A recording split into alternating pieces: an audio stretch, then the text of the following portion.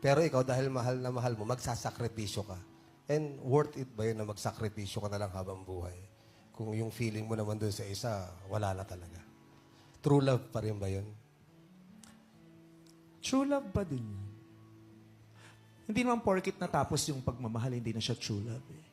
Kasi naniniwala ako yung true love, kahit tapos na yung panahon yung magkasama, it stays because it's true and it's love.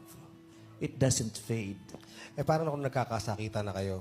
Kaya nga, Physically. maghiwalay kayo. Pwede naman, sinasabi ko nga, pwede kayong maghiwalay, pero true love pa din yun. Hindi naman kinakailangang pag true love, habang buhay kayong magkasama. 'Di ba? Parang kamatayan lang naman yan. 'Di ba? Kahit mamatay siya, mamahalin ko pa din siya. Kasi true love yun. Mahal na mahal kita, pero dahil hindi mo ako mahal, maghihiwalay tayo. Pero my love for you is true. That's why